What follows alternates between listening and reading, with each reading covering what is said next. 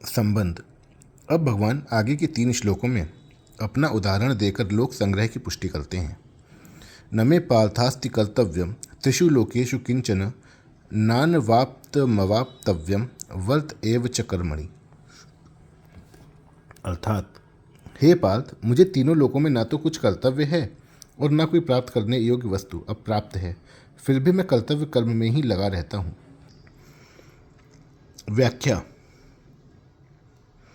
भगवान किसी एक लोक में सीमित नहीं है, इसलिए वे तीनों लोकों में अपना कोई कर्तव्य न होने की बात कह रहे हैं। भगवान के लिए त्रिलोकी में कोई भी कर्तव्य शेष नहीं है, क्योंकि उनके लिए कुछ भी पाना शेष नहीं है। कुछ न कुछ पाने के लिए ही सब मनुष्य कर्म करते हैं। भगवान उपयुक्त पदों में बहुत विलक्षण बात कह रहे हैं कि कुछ भी करना और पाना शेष न होने पर भी मैं कर्म करता हूँ। अपने लिए कोई कर्तव्य न होने पर भी भगवान केवल दूसरों के हित के लिए अवतार लेते हैं और साधु पुरुषों का उद्धार, पापी पुरुषों का विनाश तथा धर्म की संस्थापना करने के लिए कर्म करते हैं। अवतार के सिवाय भगवान की सृष्टि रचना भी जीव मात्र के उद्धार के लिए ही होती है। स्वर्ग लोक पुण्य कर्मों का फल भुगताने के लिए है और 84 लाख योनियाँ एवं नरक पाप कर्मों का फल भुगताने के लिए। मनुष्य योनि पुण्य और पाप दोनों से ऊंचे उठकर अपना कल्याण करने के लिए है।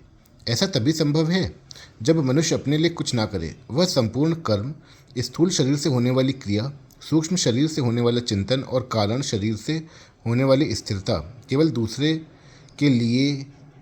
के हित के लिए ही करे, अपने लिए नहीं। कारण कि जिनसे सब कर्म किए जाते हैं वे स्थूल, सूक्ष्म और कारण तीनों ही शरीर संसार के हैं, अपने नहीं।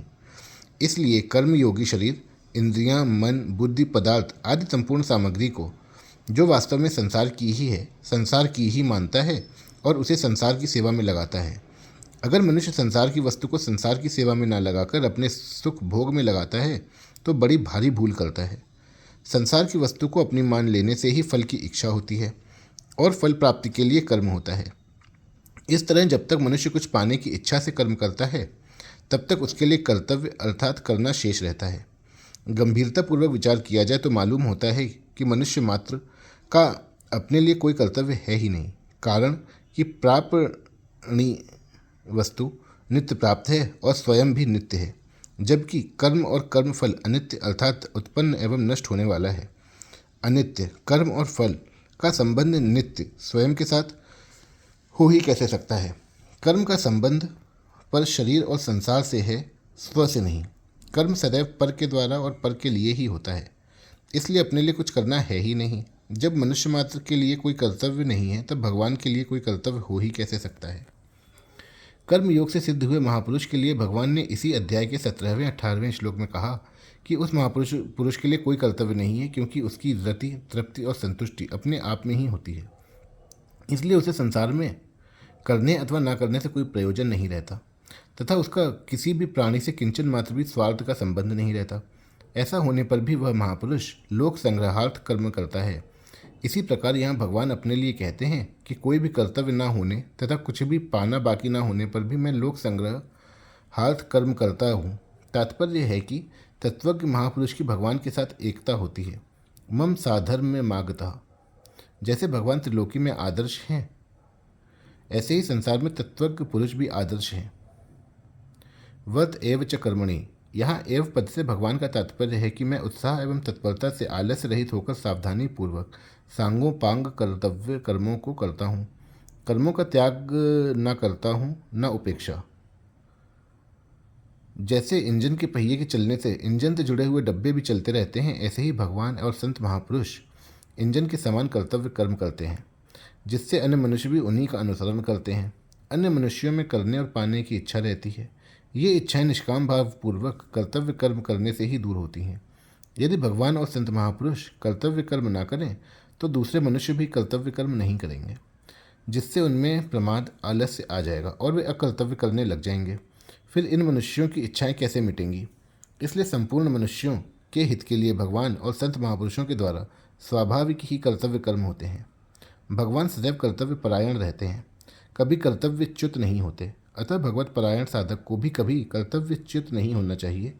कर्तव्यच्युत होने से वह भगवत तत्व के अनुभव से वंचित रहता है। नित्य कर्तव्य परायण रहने से साधक को भगवत तत्व का अनुभव सुगमतापूर्वक हो सकता है। परिशिष्ट भाव। महाभारत में भगवान ने उत्तंक ऋषि को भी तीनों लोकों में अपना कर्तव्य बताया है। धर्म संरक्षणार्थाय धर्म संस्थापनाय च तैस्तैर्वेशैश्च रूपैश्च त्रिषु लोकेषु भार्गव। मैं धर्म की रक्षा और स्थापना के लिए तीनों लोकों में बहुत सी योनियों में अवतार धारण करके उन रूपों और वेशों द्वारा तदनुरूप बर्ताव करता हूँ। यदि ह्यहम न वर्तेयम जातु कर्मण्यतंत्रतः मम वर्तमानुवर्तन्ते मनुष्यः पार्थ सर्वशः। उत्सीदेयुरिमे लोका न कुर्याम कर्म चेदहम संकरस्य च कर्ता स्यामुपहन्यामिमाः प्रजा। अर्थात, क्योंकि हे पार्थ, अगर मैं किसी समय सावधान होकर कर्तव्य कर्म ना करूं तो बड़ी हानि हो जाए, क्योंकि मनुष्य सब प्रकार से मेरे ही मार्ग का अनुसरण करते हैं। यदि मैं कर्म ना करूं तो ये सब मनुष्य नष्ट भ्रष्ट हो जाएं और मैं वर्ण संकरता को करने वाला हूँ तथा इस समस्त प्रजा को नष्ट करने वाला बनूं। व्याख्या। यदि हेयम न वर्तेयम जातु कर्मण्यतंत्रतः। पूर्व श्लोक में आए वर्त एवं च कर्मणि पदों की पुष्टि के लिए ही यहाँ ही पद आया है। भगवान कहते हैं कि मैं सावधानी पूर्वक कर्म ना करूं, ऐसा हो ही नहीं सकता। परंतु यदि ऐसा मान लें कि मैं कर्म ना करूं, इस अर्थ में भगवान ने यहाँ यदि जातु पदों का प्रयोग किया है।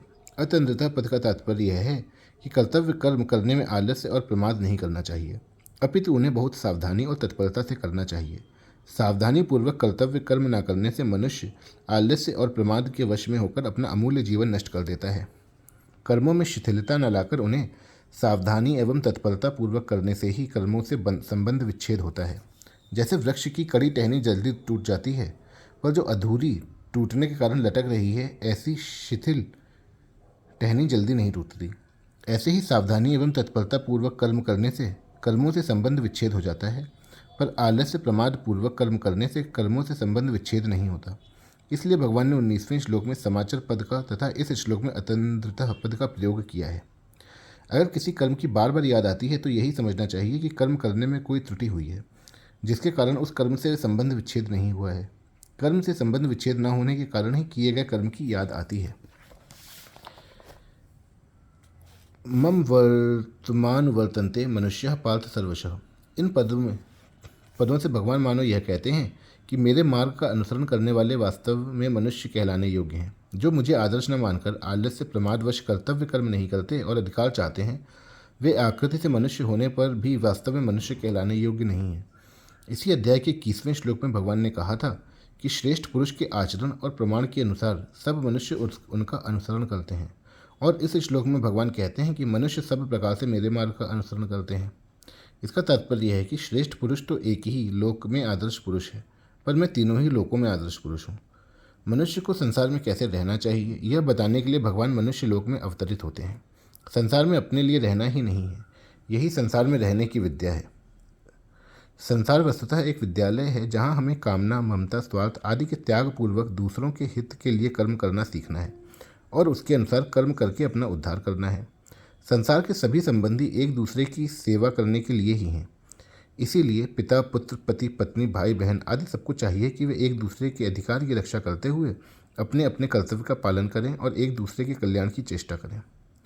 उत्सीदेयुरिमे लोका न कुर्याम कर्म चेदहम।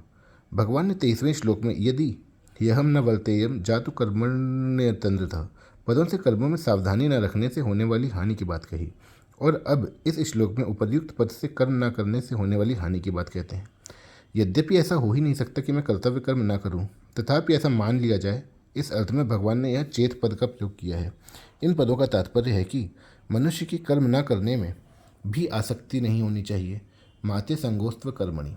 इसलिए भगवान अपना उदाहरण देते हुए कहते हैं कि मेरे लिए कुछ भी प्राप्तव्य न होने पर भी मैं कर्म करता हूँ। यदि मैं अपने कर्तव्य का पालन न करूं तो संपूर्ण मनुष्य नष्ट भ्रष्ट हो जाए, अर्थात उनका पतन हो जाए। कारण कि अपने कर्तव्य का त्याग करने से मनुष्यों में तामस भाव आ जाता है, जिससे उनकी अधोगति होती है। अधोगच्छन्ति तामसः। भगवान त्रिलोकी में आदर्श पुरुष हैं और संपूर्ण प्राणी उन्हीं के मार्ग का अनुसरण करते हैं। इसलिए यदि भगवान कर्तव्य का पालन नहीं करेंगे तो त्रिलोकी में कोई भी अपने कर्तव्य का पालन नहीं करेगा। और अपने कर्तव्य का पालन न करने से उनका अपने आप पतन हो जाएगा।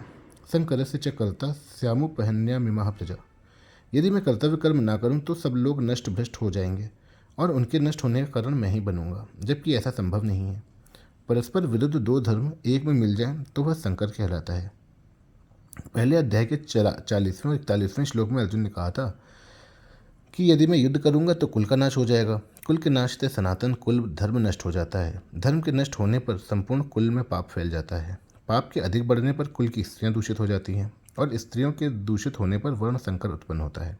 इस प्रकार अर्जुन का भाव यह था कि युद्ध करने से वर्ण संकरता उत्पन्न होगी, परंतु यहाँ भगवान उसके विपरीत बात कहते हैं कि युद्ध रूप कर्तव्य कर्म न करने से वर्ण संकरता उत्पन्न होगी। इस विषय में भगवान अपना उदाहरण देते हैं कि यदि मैं कर्तव्य कर्म न करूं तो कर्म धर्म उपासना वर्ण आश्रम जाति आदि सब में स्वतः संकरता आ जाएगी। तात्पर्य यह है कि कर्तव्य कर्म न करने से ही संकरता उत्पन्न होती है। इसलिए यहाँ भगवान अर्जुन से मानो यह कहते हैं कि तू युद्ध रूप कर्तव्य कर्म न करने से ही वर्ण संकर उत्पन्न करने वाला बनेगा, न कि युद्ध करने से, जैसा कि तू मानता है। विशेष बात, अर्जुन के मूल प्रश्न मुझे घोर कर्म में क्यों लगाते हैं का उत्तर भगवान 22वें 23वें 24वें 3 श्लोकों में अपने उदाहरण से देते हैं कि मैं तुम्हें ही कर्म में लगाता हूँ, ऐसी बात नहीं है। प्रत्युत मैं स्वयं भी कर्म में लगा रहता हूँ, जबकि वास्तव में मेरे लिए त्रिलोकी में कुछ भी कर्तव्य एवं प्राप्तव्य नहीं है। भगवान अर्जुन को इस बात का संकेत करते हैं कि अभी इस अवतार में तुमने भी स्वीकार किया और मैंने भी स्वीकार किया कि तू रथी बने और मैं सारथी बनूं। तो देख, क्षत्रिय होते हुए भी आज मैं तेरा सारथी बना हुआ हूँ। इस प्रकार स्वीकार किए हुए अपने कर्तव्य का सावधानी और तत्परता पूर्वक पालन कर रहा हूँ। मेरे इस कर्तव्य पालन का भी त्रिलोकी पर प्रभाव पड़ेगा, क्योंकि मैं त्रिलोकी में आदर्श पुरुष हूँ। समस्त प्राणी मेरे ही मार्ग का अनुसरण करते हैं। इस प्रकार तुम्हें भी अपने कर्तव्य कर्म की उपेक्षा न करके मेरी तरह उसका सावधानी एवं तत्परता पूर्वक पालन करना चाहिए।